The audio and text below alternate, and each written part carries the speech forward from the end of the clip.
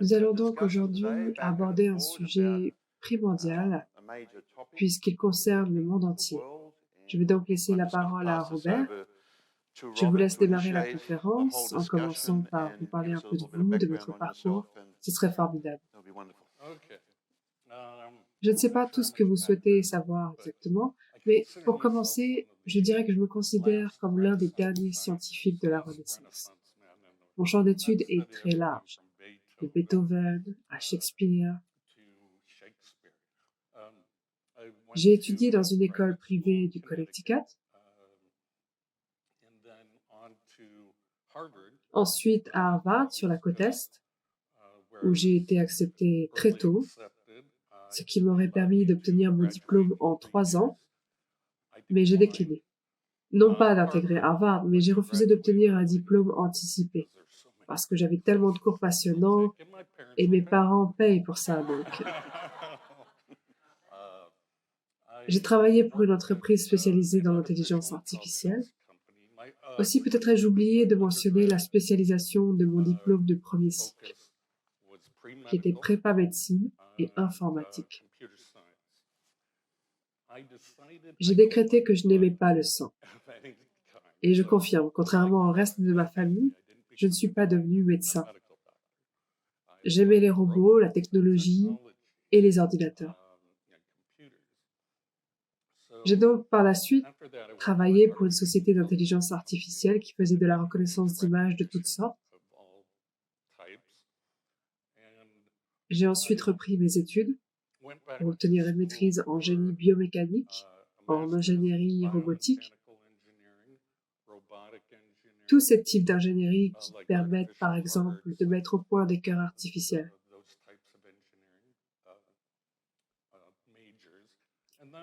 Une fois spécialisée, j'ai repris mes études dans différentes écoles de la Ivy League.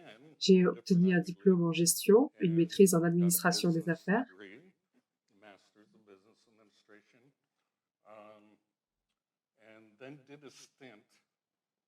Ensuite, j'ai travaillé dans d'autres domaines. Puis, je suis retournée étudier et obtenir un doctorat en intelligence artificielle, mais dans un domaine très spécifique, l'optimisation par algorithme génétique des réseaux neuronaux artificiels. Cela consistait à recréer des esprits artificiels aliens, des esprits mobiles et pas aliens. Je n'entends pas dire que cela provient d'une autre planète. Nous mettons simplement au point des esprits cybernétiques. On peut citer le docteur Weiner. Il y a environ 100 ans, il me semble, au moment où la CIA avait été créée, qui a mentionné pour la première fois cette expression cybernétique. Un mot qui signifie qu'il n'y a pas de distinction entre l'intelligence biologique et sa représentation symbolique, qui est l'intelligence artificielle. En fait, si vous voulez, vous pouviez, juste à l'aide de puces électroniques insérées dans le cerveau, donner naissance à une conscience. Et j'étais fascinée par ce domaine d'études.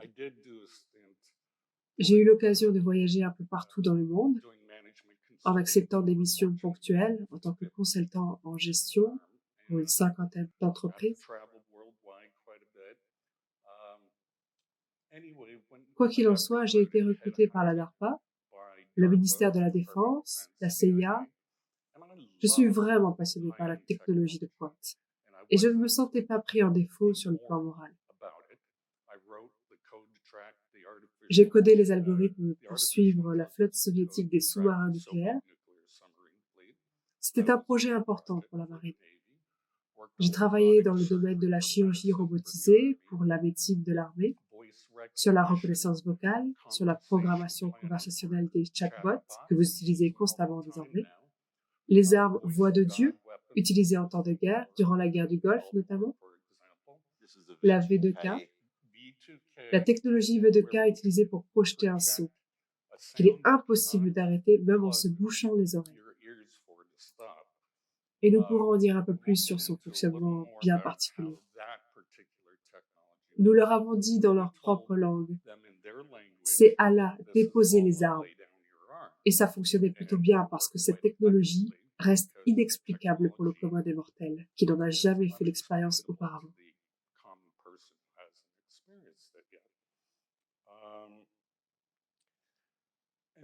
Plus tard, j'ai vu au sein même de la société une grande partie de mon travail être utilisée à mauvais escient, sur ma propre population.